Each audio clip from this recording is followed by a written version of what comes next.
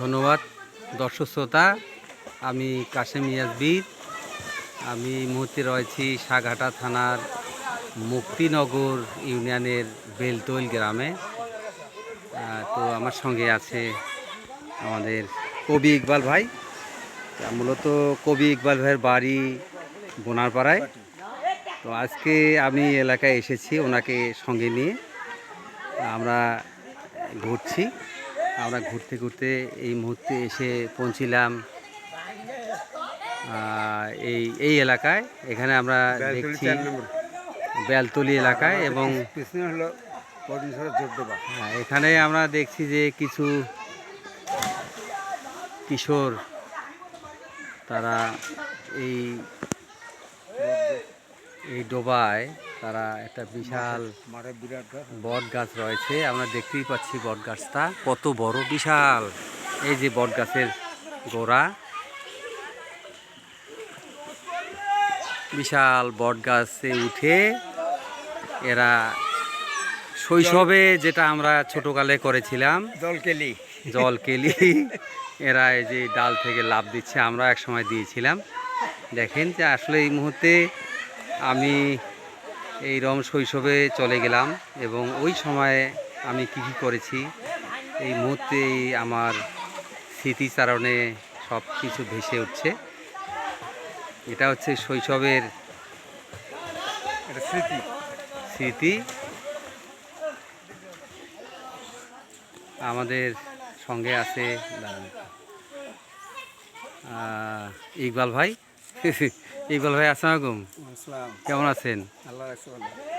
আজকে তো আপনি সহকারে বের হচ্ছি না, কেমন লাগতেছে? খুব ভালো লাগতেছে। একটু বলেন আমরা কি দেখলাম, কোথায় যাচ্ছি ছোট্ট করে। হ্যাঁ, আমরা কেন আসছি আজকে এদিকে? কালপাড়ি নদীর তথ্য নেওয়ার জন্য ঘুরলাম। হ্যাঁ, জোরে বলেন একটু। কালপাড়ি নদীর তথ্য নেওয়ার জন্য ঘুরলাম। ঘুরতে ঘুরতে আমরা বেলতলি এই দিক দিয়ে আসে মুক্তিনগর 4 নম্বর ইউনিয়ন প্রায় অর্ধেকটা ঘোরাঘুরি হয়েছে। তারপরে এদিকে আসছি আমরা পদ্মশহর এলাকার এবং মুক্তিনগর এলাকার সীমানার লগ্নে। আমাদের পিছনের দিকে যে গ্রাম, এটা জোরডোবা গ্রাম। এটা হলো পদ্মশহর ইউনিয়ন 1 নম্বর ইউনিয়ন সাগাটার, আর বেলতলি হলো শেষ মানে এটা 4 নম্বর মুক্তিনগর। আচ্ছা, এই যে দেখেন তো, এই যে আপনার তো বয়স কীরকম হবে? আমার বয়স 80 চলছে। 80 চলছে। যে আপনার তো এই যে আমরা সামনে দেখছি যে কিছু কিশোর তারা এই যে গাছে উঠে উঠে লাফ দিচ্ছে এখানে। তো আপনার কি এরকম শৈশবের কোনো স্মৃতি আছে এরকম? আমার এরকম স্মৃতি অবশ্য নাই। আপনার ছোটোকালে কোনো গাছে উঠে লাফ দেননি? না না না। আচ্ছা, আমি খুব সংযত ভাই চলছি। আচ্ছা আচ্ছা, তাই? তাহলে আপনার কৈশোরটা এইরকমই ছিল। কিন্তু আমরা কিন্তু এই কাজগুলো করতাম। আমি মাতৃহারা সন্তান তো খুব নিরিবিলিভাবেই চলাফেরা করছি। আমার মনে পড়ে যে আমি ছোটোকালে আমাদের পুকুরের ধারে একটা খেজুর গাছ ছিল এবং বিশাল পুকুর ছিল আমাদের, এবং ওই পুকুর থেকে আমি যখন লাফ দিয়েছি পানির মধ্যে বুক পাশে যখন পড়ে গিয়েছি, তখন আমার তো বন্যার সময় অসুবিধা হয়েছে। বন্যার সময় মোটামুটি সাঁতার কাটছি। আচ্ছা আচ্ছা আচ্ছা।